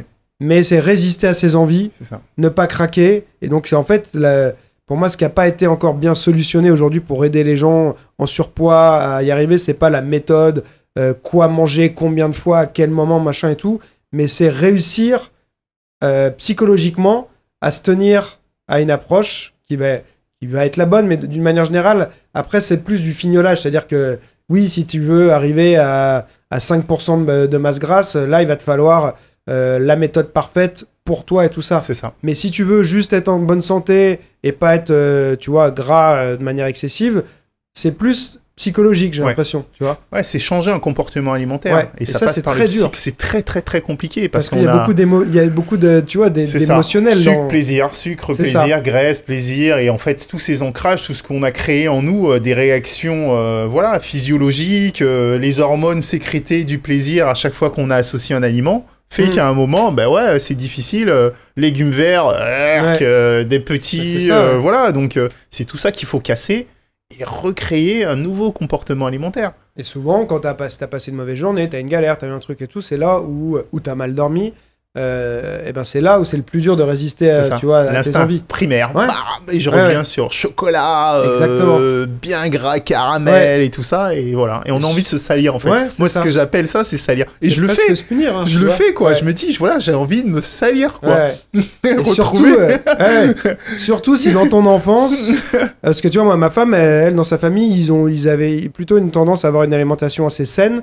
Donc elle a moins ces triggers-là, tu vois. Ouais. Moi, je mangeais tout ce qui était bon, entre guillemets. C'est tu ça. vois, moi aussi. et du coup, c'est des trucs qui sont ancrés loin, tu vois, Ouais. qui remontent à ton enfance. Et ça, c'est des trucs dont tu as du mal à te débarrasser, Ouais. tu vois. Ouais. Et ça, c'est le vrai challenge, quoi. Ça me permet de rebondir sur nutrition, dit régime, parce que nous, dans les sports de combat, les régimes, la catégorie de poids et tout, mais il y a des trucs qui se font de dingue. Les cutting. Le cutting, j'ai vu ça, mais c'est une horreur. Ah oui. C'est risque même pour de vie et de mort, quoi. Tu vois, c'est très dangereux et tout. Ouais. Même nous, taekwondo, c'est cadré au judo, j'ai vu des mecs perdre 10 kilos en 2 jours. Ouais. Mais moi, j'ai posé la question des fois à des combattants pros, en MMA notamment, et je leur disais, mais pourquoi tu fais pas un régime en fait progressif? Tu perds ton poids progressivement, et à la fin, tu peux faire ton mini-cutting, te déshydrater un petit peu si vraiment il te manque. C'est ça. Et ils me disent non, parce qu'en fait, si je fais un cutting, si je fais un régime progressif, je vais devoir quand même manger beaucoup moins et tout ça, et je peux m'entraîner moins dur, et donc je fais une moins bonne préparation, et je suis moins bon le jour du combat. Bon. Alors, je suis pas complètement d'accord avec ça, mais je comprends, mais théoriquement, c'est que soit le régime, il est mal fait, si t'es complètement léthargique et tout ça, c'est qu'on te cut tes calories trop rapidement, ou qu'on t'a retiré tous les glucides, ou je ne sais pas, tu vois. Mais bon, voilà, c'est un peu ça, des fois, la logique, en tout cas, moi, de ce que j'ai compris, derrière ceux qui font des cuttings extrêmes, et notamment le MMA, c'est devenu un peu la norme, de 24 heures, 48 heures avant le combat, ils se déshydratent, un truc de psychopathe, et ils perdent des kilos et des kilos. Ça, et en plus, on sait que c'est hyper dangereux. Oui, des risques pour le cœur, déjà. Le cœur, le cerveau même, t'es beaucoup plus enclin à te faire mettre KO, parce que t'as une légère déshydratation du cerveau. Donc perte d'attention, prise d'infos mauvaise, et déshydratation, c'est des effets sur la performance aussi, tout simplement. Forte déshydratation, c'est très dangereux, quoi. Et ça me fait penser, là, comme on parlait de l'aspect psychologique, une fois j'avais lu un livre, j'avais trouvé ça pas mal comme concept, c'est que souvent, tu sais, on se récompense en je me suis bien entraîné, je me fais plaisir, tu vois, parce que c'est vrai qu'on se dit qu'il faut quand même, tu peux pas être 100% du temps bien, et on a envie de se faire des plaisirs, et souvent on se fait plaisir en ayant fait autre chose pour avoir une récompense. Et dans ce livre, il disait, arrêtez de vous récompenser avec la nourriture, vous n'êtes pas des chiens. Parce que le chien, tu le récompenses. Tout à fait, avec un sucre ou un truc, machin, et une bonne action, tiens, tac. C'est vrai. Et c'est vrai, je fais, donc je me comporte en fait comme un chien, tu vois, quand je fais ça, quoi. Ouais, parce qu'on répond à un besoin qui est ancré, comme tu dis, peut-être depuis l'enfance. Donc, prends une carotte. C'est ça. C'est ça. Mais tu vois, toi-même, tu dis que tu le fais et tout, donc c'est vrai que c'est pas facile. C'est pas facile de changer un comportement, mais parce qu'on n'est pas au pied du mur, en fait. Parce que le cutting, certains le font, ils marchent, gagnent, donc forcément on assimile à ça. Bon, écoute, j'ai pu me faire plaisir, entre guillemets, continuer à manger normalement et me déshydrater à 24 heures avant et performer. Pourquoi je le ferais pas? Mais ce que je veux dire de ces grosses déshydratations, ce gros régime, c'est les répercussions à long terme. On fatigue le cœur, le cerveau, comme tu dis, il peut avoir des répercussions. Il y a l'effet yo-yo, parce que le corps, il enregistre en fait. Plus tu fais du cutting, plus la prochaine fois, ce sera de plus en plus compliqué, en fait. Ça s'installe pas tout de suite, mais avec le temps, ceux qui font du cutting auront de plus en plus de mal à se déshydrater, parce que le corps, il va stocker. Le corps, c'est intelligent, c'est une machine hyper intelligente. Donc, ok, tu m'as mis en galère, ok, je vais stocker différemment, autre part. Et là, tu galères, et on le sait très bien. Et voilà, et tout ça pour dire que oui, nutrition, régime, tout ça, c'est propre vraiment aux arts martiaux, quoi. Moi, si j'avais un bouquin à écrire, j'aurais écrit l'entraînement invisible. Tout ce qui se fait pas sur les aires de combat ou à l'entraînement, en fait. Tous les à côté qui sont, pour moi, plus importants que des fois ou aussi important qu'on fait sur les heures de combat ou à l'entraînement, quoi. Bah, il est pas trop tard, hein. Tu peux l'écrire. Non, c'est intéressant. On peut parler de ça peut être régime, un challenge. d'hydratation, de récupération, de facteurs exogènes, Ouais. récupération, sommeil aussi. Mm. Tout ça, en fait, qui contribue à la performance. Et moi, je pense que j'ai réussi à performer dans la durée grâce à ça, en fait. Parce que je me suis toujours posé la question de qu'est-ce que je peux faire lorsque tout le monde dort, en fait, ou que je suis pas à l'entraînement. Comment je peux optimiser, en fait, être au meilleur de ma forme au moment T, en fait.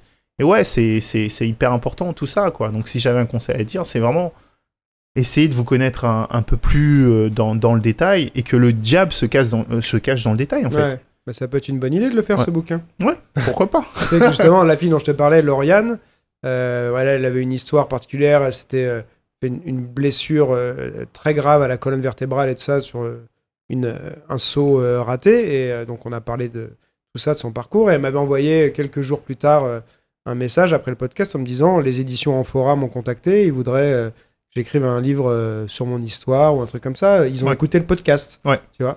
Donc, peut-être que si tu as envie d'écrire un livre, si tu trouves le temps, mais si tu as l'envie de partager tout ça, ça peut être intéressant, tu vois. Ouais, j'aimerais partager un peu l'expérience, quoi, l'expérience du combattant, l'expérience de l'entraîneur, et aujourd'hui plus axé sur la dimension mentale, psychologique du sportif, quoi.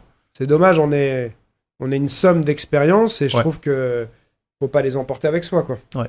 Faut pouvoir le modéliser aussi, parce que souvent on parle des transferts, de la performance, mais il faut trouver les mots, la bonne modélisation et la bonne façon de faire passer le message, en fait. Et c'est ça qui est très très difficile. Ça arrive des fois, mais toi, ça y est, je pense que tu as l'âge de la maturité pour le faire, tu vois. Parfois, on a besoin, il y a un cheminement qui se fait. Tout à fait. On commence à tirer ses leçons, on commence à penser, à dire ah si, nan, mais pour justement, tu dises, verbaliser bien les choses, tout modéliser, parfois ça demande déjà un peu plus de recul, de pas être encore en plein dedans. Ouais.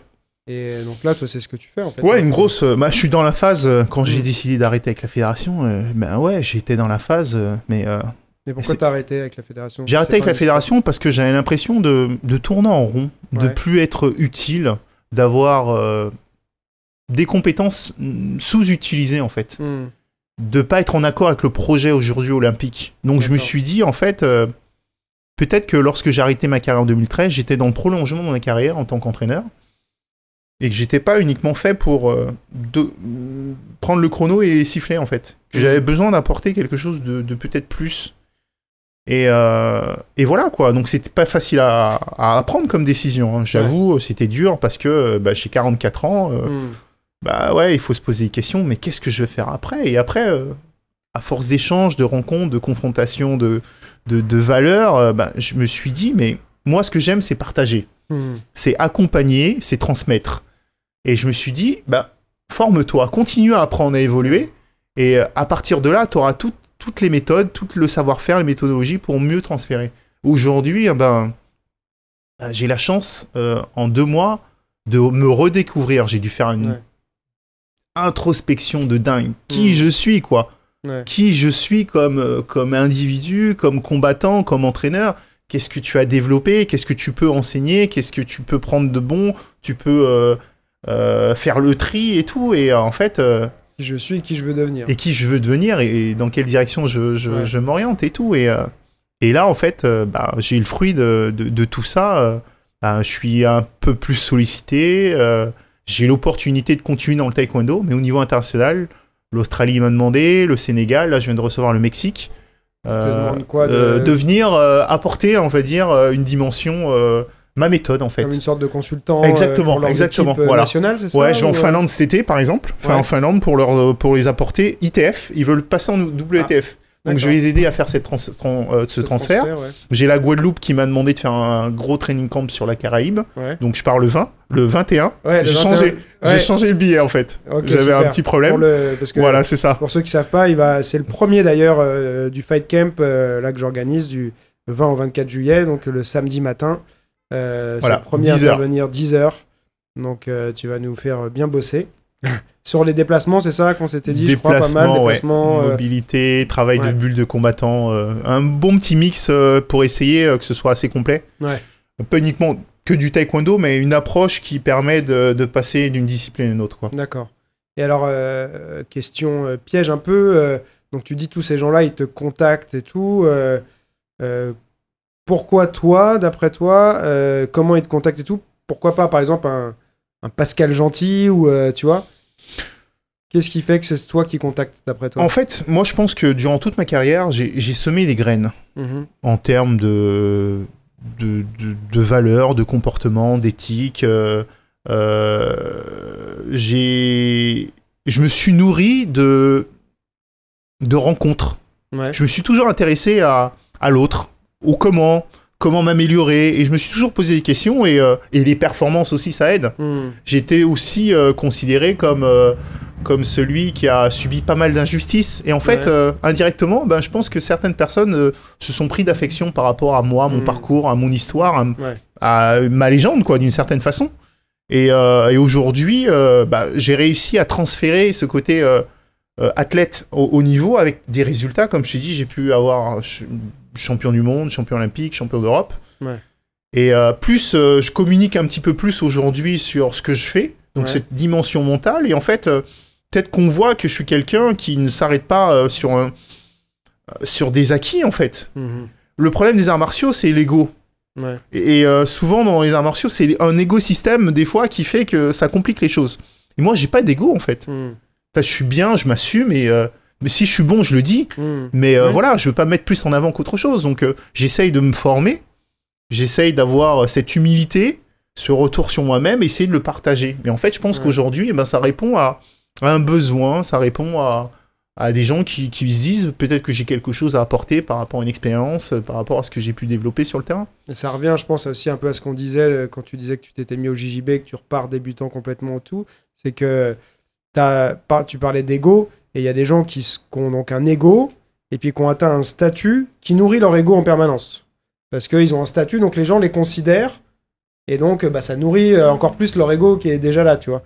Et le fait de se dire, je quitte la fédération, tu vois, tout allait bien pour toi, t'aurais pu continuer comme ça, et t'avais ton statut qui était maintenu, quoi. Et là, tu décides d'aller te former, c'est une prise de risque, tu vois. Une prise de risque. Et il y a beaucoup de gens, je me suis rendu compte en parlant avec plein de coachs, qu'en fait, il y a beaucoup qui rêveraient certaines choses et qui les font pas par peur, soit par peur de prendre ce risque, soit par des croyances un peu limitantes, de se dire « Ah, j'aimerais ça, mais c'est pas possible, en fait, tu vois. » Alors qu'en fait, ça tient à ce que tu dis, ça tient souvent à se former et être prêt à prendre un minimum de risques. Ouais, ça se tient aussi à la confiance en soi, en fait. Ouais. Et je sais pas que j'ai confiance en moi, parce que ce risque-là, il était pesé, calculé, j'ai voulu revenir en arrière, et finalement, je suis soulagé, je suis libéré, je suis délivré, j'ai passé ce plafond de verre, en fait. Ouais, c'est ça. J'ai l'impression d'être sous cloche, en fait. Et là, aujourd'hui, je m'exprime, et on me le rend bien, en fait. Ouais. Et c'est vrai que ce choix, moi, dans ma vie, les directions que j'ai pris, c'est toujours des choix, des dilemmes, en fait. Et il faut être attentif, en fait, à tous les signes qui t'amènent dans cette direction. C'est ça que j'allais te dire, c'est comment, d'après toi, est-ce que tu as un process de prise de décision, ou alors c'est du feeling quand t'es comme ça face à un dilemme, comment tu fais ton choix? Alors le process, c'est trop mathématique. Pourquoi je dis ça? Parce que si je suivais mon process, je n'aurais jamais quitté la fédération. J'avais mon salaire, j'avais mon statut. J'étais bien. Ouais. Donc la prise de risque était trop énorme. Je me retrouve au chômage, pas de salaire, une maison à payer, des crédits, des enfants. Qu'est-ce que tu fais? Ouais, c'est ça. En gros, are you crazy, man? Il y a un truc qui va pas dans ta tête. Il y a un truc qui va pas. Et aujourd'hui, 2 mois après, je te fais le bilan. Alléluia, quoi. Alléluia, parce que je m'exprime et je te dis, mais les propositions n'arrêtent pas. Je prends le temps, je me forme, je sais que j'ai quelque chose à apporter et j'ai suivi ma direction. Alors non, j'essaye en fait, je suis arrivé à un moment où j'apprends à repérer les indicateurs, les signes. En fait, c'est entre croyant et centré sur soi-même en même temps, tu vois. Et il y a des choses, des signes extérieurs. Si tu lis L'Alchimiste par Paulo Coelho, je sais pas si t'as lu, tu vois, c'est un petit peu ça. T'as une quête, t'as quelque chose. Et je me suis dit, j'ai quelque chose à apporter. Et la loi de l'attraction, quoi. Il y a plein de choses qui me disaient, mais attends, mais il y a ça que tu peux faire et tout. Et pourquoi tu te limites? C'est bien ce que t'as fait. T'as fait 6 ans en tant qu'entraîneur, t'as une expérience sur laquelle tu peux t'appuyer. Mais la vie, c'est pas... tu t'arrêtes à... Voilà, pour moi, mon évolution, elle est au-delà, quoi. Elle est au-delà de ça. Donc, je me suis dit, voilà, j'ai ça comme proposition. Et je me suis dit, waouh, ok, d'accord, c'est parti. Bien sûr, j'ai consulté ma femme, mes parents, j'ai essayé de peser le pour et le contre. Et à un moment, je me suis dit, Bamos, on y va. C'est quoi? Voilà, vis ton rêve, en fait. Faut pas arrêter de rêver, quoi, même à 44 ans. Bah oui. Et je pense que c'est ça qui fait que... Enfin, moi, je suis convaincu que si tu prends pas de risques, t'as pas de... C'est très dur d'avoir des vrais résultats, tu vois. Et que, grosso modo, si tu fais des choix ordinaires, t'auras des résultats ordinaires. Si tu fais des choix extraordinaires, donc qui comportent une prise de risque, tu pourras avoir des résultats extraordinaires. C'est ça. Mais il y a beaucoup de gens, ça fait trop peur. Ça fait trop peur, la prise de risque, et ça fait trop peur de se dire j'ai le droit à des résultats extraordinaires, tu vois. Et donc c'est pour ça que je trouve ça intéressant ce que tu dis. Et tu parles de formation, donc tu disais tu avais des moments de doute et tout ça, mais je pense que le fait de se former, ça contribue à prendre confiance aussi. Prendre confiance, exactement. Se sentir une sorte de légitimité, un minimum, mais tu te formes, t'apprends, et en apprenant, tu te projettes. Et du coup, d'un seul coup, ce que tu avais peur de faire, une fois que tu commences à avoir les connaissances, tu te visualises en train de faire ces choses, c'est ça. Et tu te dis, j'y vais, quoi. En fait, moi, dans cette période-là où j'ai arrêté, le gros problème qui s'est soumis à moi, c'était je sors d'un environnement où je suis réglé. C'est-à-dire que j'entraînais le matin, j'entraînais le soir. Je me suis retrouvé d'un coup chez moi, j'ai plus de repères en fait. Et ce qui me faisait peur en fait de me retrouver dans cette situation, c'est le vide, la peur du vide. Et après, qu'est-ce qui se passe? Qu'est-ce que tu vas faire? Et en fait, très rapidement, je me suis dit, la formation va me permettre de compenser ce vide. Et comme tu dis, de visualiser et de se projeter. Et à partir du moment où je me suis retrouvé à me former et à recommencer à me projeter, la confiance est remontée. Et ça a été ça un petit peu le processus je me suis remis sur pied très rapidement, quoi. Et t'avais eu, parce que je sais que c'est quelque chose aussi qui est assez fréquent chez les... Là, c'est un peu revenir en arrière, mais chez les sportifs de haut niveau, l'arrêt de la carrière de sportif de haut niveau, il y en a où la transition, elle est très dure. C'est-à-dire que tu as un objectif, tu vois, qui te pousse à faire tous les jours, à t'entraîner, voilà. Et d'un seul coup, cet objectif, il n'existe plus. Tu as décidé d'arrêter.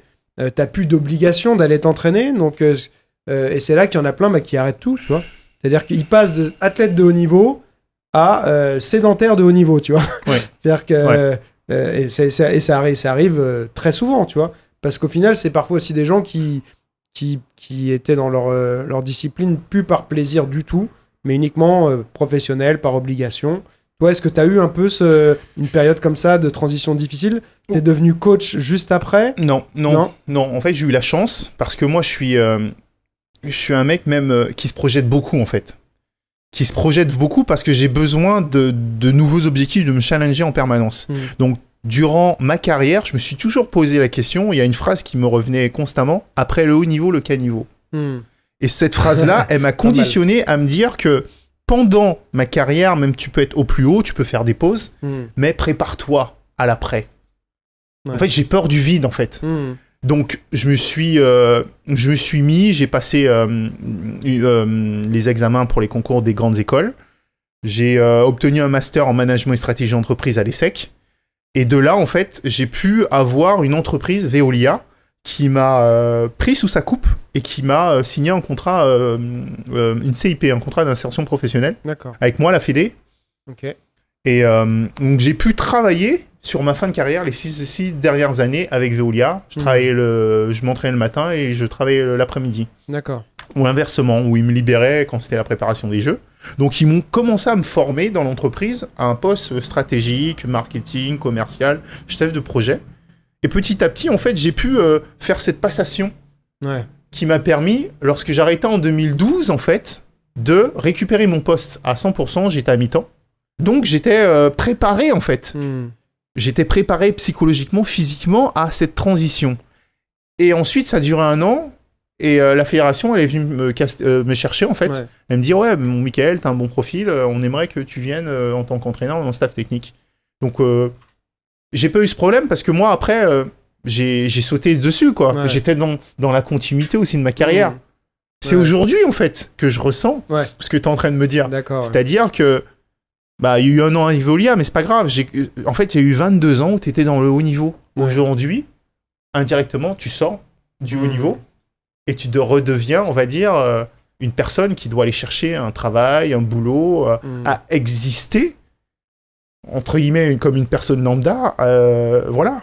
De redéfinir en quelque sorte. Ouais, exactement. Et là, je commence ma seconde partie de vie, en fait. C'est ça qui est excitant, non? Et ça, c'est hyper excitant, mais ça pourrait être déprimant. Ça pourrait être déprimant, ouais. Ça l'a été. Ça l'a été. Je suis passé par une phase, j'ai perdu 5 kilos. Après, je suis en train de te faire une narration de quelque chose de parfait, mais ça n'a pas été parfait. Hein. Cette prise de décision de partir, ça a été hyper difficile, même politiquement par rapport à ma fédération, où j'arrive plus à me sentir vraiment à ma place. Donc voilà, j'ai dû me faire accompagner psychologiquement. Ça, c'est super important. Donc j'étais limite, en fait, en phase de déprime, parce que je n'arrivais pas à me projeter dans ma fédération. J'arrivais pas à me voir un avenir serein. Donc cette décision, elle s'est faite de cause à effet. Je me dis, bon, j'arrive pas à me projeter. Comment je vais concevoir l'avenir? Comment je vais devenir un nouveau moi, en fait? Donc ouais, j'ai dit, c'est bon, Bamos, allez, casse-toi, c'est bon, t'as plus rien à faire là-bas. Ou, si tu veux continuer à apporter ta pierre à l'édifice du taekwondo français, le faire de façon libre, différente. Ça a été un déclic ou alors ça a été un cheminement C'était un cheminement. Ça a duré quand même 1 an, je dirais. Ce cheminement où indirectement, ce que j'ai pu remarquer, c'est que mes valeurs ont changé. Il y a un moment, quand tu sors de ta carrière de sportif au haut niveau, tu as encore ce côté carriériste, performance, ego, orgueil, gloire, tu es encore sous les feux du projecteur. Et petit à petit, en fait, ces dernières années, en fait... ces valeurs, elles ont changé. C'est plus ça, en fait. Ma priorité, c'est ma famille. C'est la connaissance de moi-même. C'est mon écologie. C'est le partage. C'est la formation. Et quand ces valeurs, elles changent de priorité, ben, t'es plus en adéquation avec le système dans lequel t'évolues. Je comprends, Donc là, aujourd'hui, pourquoi je me sens super bien, c'est parce que j'ai trouvé... un sens à ma vie et j'ai mis mes valeurs au centre. Donc je me suis redéfini et j'ai trouvé une congruence en fait. Aligné avec tes valeurs. Tout à fait. Voilà. Ouais, bah ça c'est génial quand tu peux être aligné professionnellement avec tes valeurs personnelles. La vie elle est parfaite. Ouais, mais c'est vrai. Je suis heureux. Ah voilà. Je suis heureux. Bon bah écoute, je pense qu'on va finir sur ça. C'est une belle phrase de terminer sur je suis heureux, je trouve. C'était super, je trouve, comme conversation. On a été quand même, je trouve, bien au fond des choses. On a abordé des sujets, tu vois, profonds. Et je te remercie de t'être livré comme ça. Et je t'avais proposé qu'on se fasse un petit tuto après le podcast, donc c'est ce qu'on va aller faire là. Est-ce que tu as quelque chose que tu voudrais dire pour la fin? Si les gens ils veulent te suivre, nous on mettra tous les liens vers les réseaux sociaux, ce que tu veux et tout. Mais est-ce que tu as une conclusion que tu voudrais apporter à cette conversation, quelque chose que tu voudrais dire? Non, je pense qu'on a été, comme tu dis, au fond, au bout des choses. Moi, c'est des valeurs nobles, en fait, que j'aimerais transmettre dans ma façon d'enseigner, dans le partage, dans tout ça, quoi. C'est vraiment ce qui aujourd'hui se perd, tu vois. Quand je parle de noblesse, c'est le respect, tu vois, ça c'est important. Et les arts martiaux, c'est quand même garant d'un certain respect. C'est... la fraternité, la cohésion, l'esprit d'équipe, voilà, tout ça, le partage, et ça, ça me paraît important. Et je pense que c'est l'essence même du taekwondo en particulier, mais des arts martiaux en général, de pas perdre ses valeurs, en fait. Ouais, c'est vrai. C'est des belles valeurs, et c'est des valeurs, dont on a besoin en tout cas qu'on a besoin d'essayer de maintenir. Voilà, pour redonner du sens en fait. Et comme on le disait en début, et ça me permettra de finir, c'est l'humain est au centre en fait. Il peut avoir toute la technologie, tous les systèmes, c'est l'humain en fait qui fait la différence. Fondamentalement, on reste des êtres humains, peu importe l'évolution technologique et tout ça, on reste les mêmes. Bon, bah, écoute, c'est une belle conclusion. On va aller se changer et puis je crois que je vais me faire taper dessus, malheureusement. Merci, Mickaël. Avec plaisir.